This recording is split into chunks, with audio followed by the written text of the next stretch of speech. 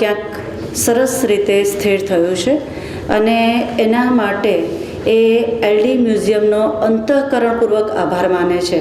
કારણ કે LD museum એ international લેવલની એક સંસ્થા છે અને જ્યારે એ સંસ્થામાં આવું કશુંક મૂકવાની મંજૂરી મળે, એક સરસ સ્થાન મળે અને એની સાથે જ્યાં જ્યાં એલડી મ્યુઝિયમનો ઉલ્લેખ થાય ત્યાં હવે એના એક વિભાગ તરીકે ગોપી આનંદ મોતીકામ વિભાગનો ઉલ્લેખ થશે. એટલે એ રીતે આ નામને આંતરરાષ્ટ્રીય સ્તર પર મૂકી આપવા માટે મ્યુઝિયમે જે જગ્યા આપી છે એના માટે ઋણ સ્વીકાર માટે હું શ્રી જીગરભાઈને વિનંતી કરું છું. નમસ્કાર સર્વે આમંત્રિત મહેમાનો અને ટ્રસ્ટીશ્રીઓ. Senior trustee Shri Shrenikbhai Kasturbhai, trustee Shri Jayshreeben Lalbhai અને રાધિકાબેન લાલભાઈ અને સર્વે ટ્રસ્ટીગણ તથા શ્રી પ્રોફેસર રતન પરિમો સાહેબ, આપનો અમે અંતઃકરણપૂર્વક આભાર માનીએ છીએ કે આપે જે કલેક્શનને આપના જે વિરાટ સ્વરૂપનું ગંગાસાગર છે એ કલેક્શનની અંદર અમને એક નાનો લોટો મૂકવા માટેની જે પરમિશન આપી છે તેના માટે ગોપી આનંદ પરિવાર અને મહેશભાઈ પંડ્યા પરિવાર તરફથી હું આપનું અંતઃકરણપૂર્વક આભાર માનું છું. લાસ્ટ બટ નોટ લીસ્ટ જે વિસ્મયભાઈ રાવલ અને બુલબુલબેન હિંગળા જે છે curator LD museum, Namrataben Vyas accountant અને Pravinbhai Gajjar technical assistant, Vinodbhai Parmar and team તથા entire team of LD museum and NC Mehta gallery અને આપ સર્વે આમંત્રિત મહેમાનો તથા અમારા મુખ્ય ચીફ ગેસ્ટ શ્રી જોરાવરસિંહભાઈ જાદવ, હું હૃદય અને તે સિવાય ડૉક્ટર નરેન્દ્રભાઈ શાસ્ત્રી, જેમની મ્યુઝિક ટીમે સંપૂર્ણપણે અમને ટેકો શરૂઆતથી જ આપ્યો છે, અને એના સિવાય શ્રી રૌફભાઈ ફોટોગ્રાફર, આપ સર્વેનો અમે પંડ્યા પરિવાર તરફથી હૃદયપૂર્વક આભાર માનીએ છીએ. નમસ્કાર.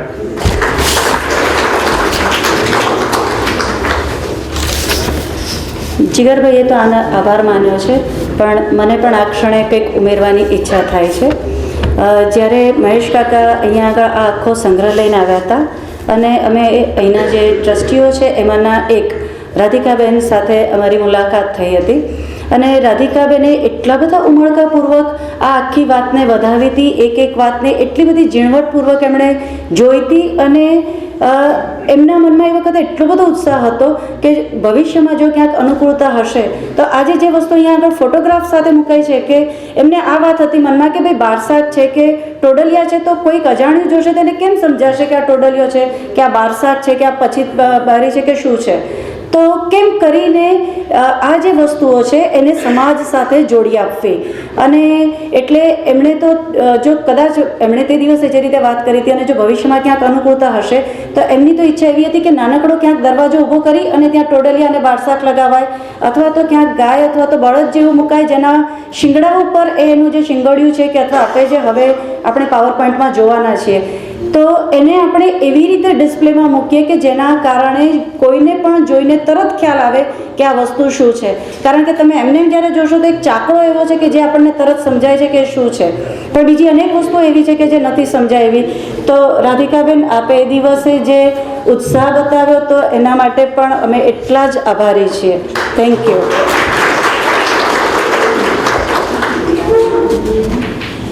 હવે હું આપણા જ્યારે માનનીય મહેમાન શ્રી જોરાવરભાઈસિંહ જાદવ સાહેબ અહીં ઉપસ્થિત છે.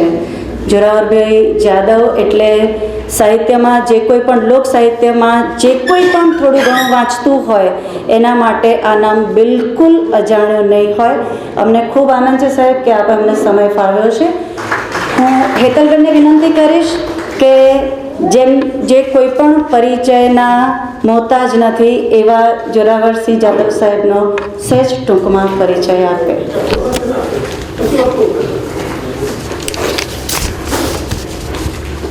નમસ્કાર.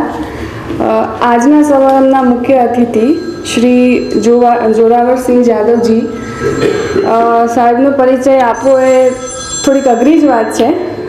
જેમ પિંકીબેને કીધું કે અહીંયા લોકકલા તથા લોક સાહિત્ય સાથે જેટલા બી લોકો સંકળાયેલા હશે એમને થોડો નાનો મોટો પરિચય તો હશે જ, કદાચ મારા કરતાં પણ વધારે પરિચય પણ હશે, પણ છતાં બી હું મારી રીતે પ્રયત્ન કરીશ આ દિશામાં થોડું બોલવાનું.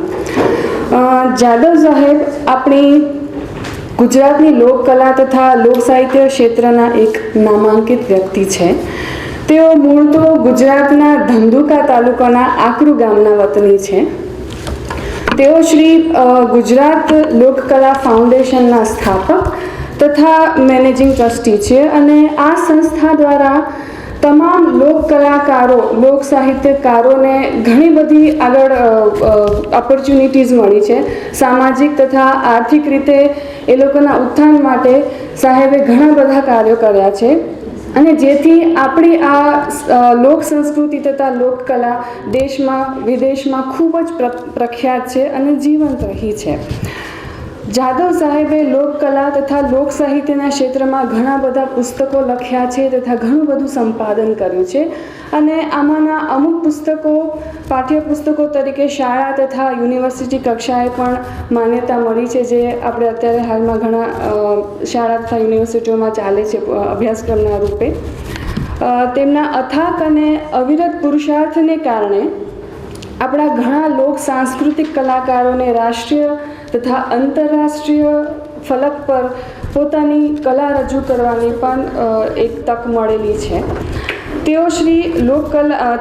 તેઓશ્રીએ લોકકલાના લોક સાહિત્યના ક્ષેત્રમાં ઉમદા પ્રદાન આપ્યું એ બદલ ઘણી બધી સંસ્થાએ એમને ઘણા બધા માનપત્રોથી નવાજ્યા છે.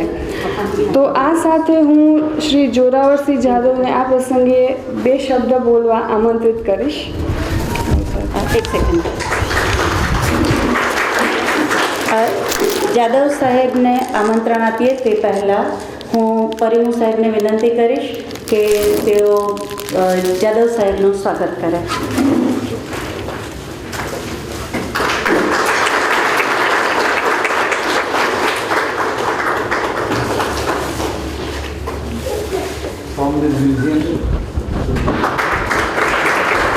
સંસ્થા તરફથી પરિમુ દાદાએ જાદવ સાહેબનું સ્વાગત કર્યું છે. તો પંડ્યા પરિવારના વર્તમાન વડીલ પુત્ર શ્રી દિનકરભાઈ પંડ્યાને વિનંતી કરીશ કે ગોપી આનંદ પરિવાર તરફથી જાદવ સાહેબનું સન્માન કરે.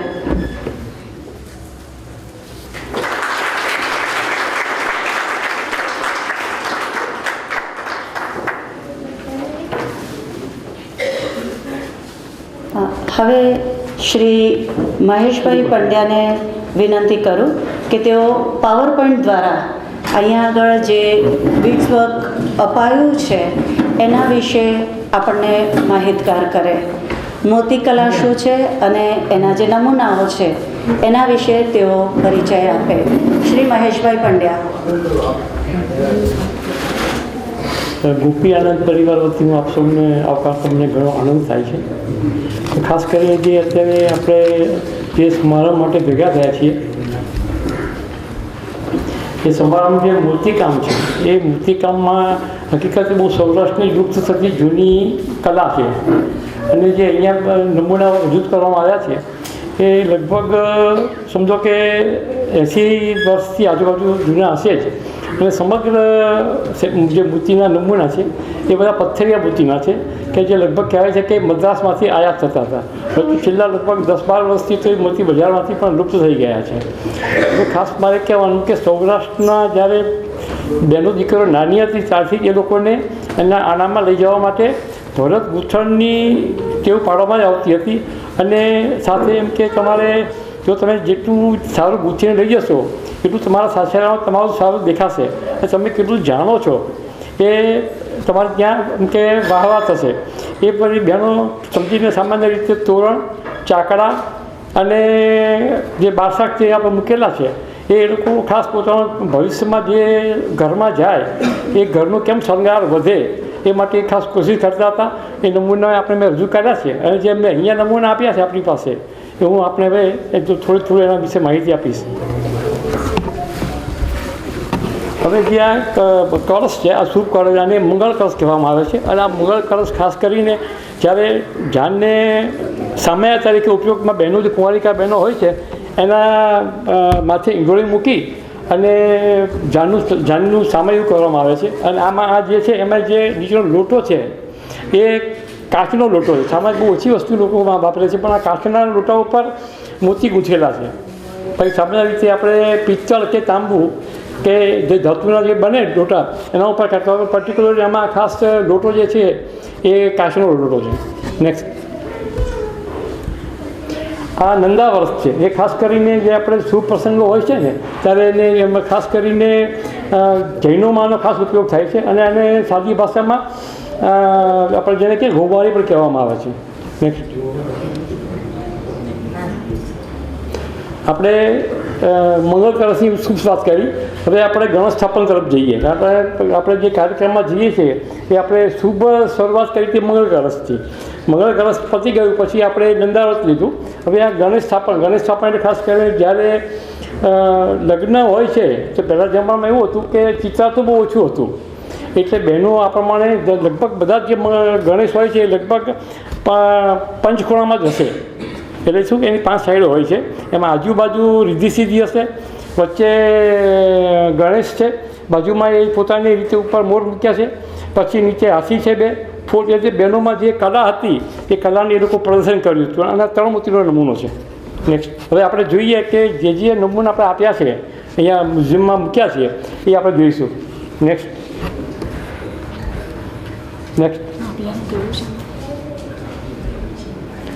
આપણે ગણેશ સ્થાપન થઈ ગયું એટલે આપણે હવે લગ્નની કંકોત્રીની વાત કરીએ.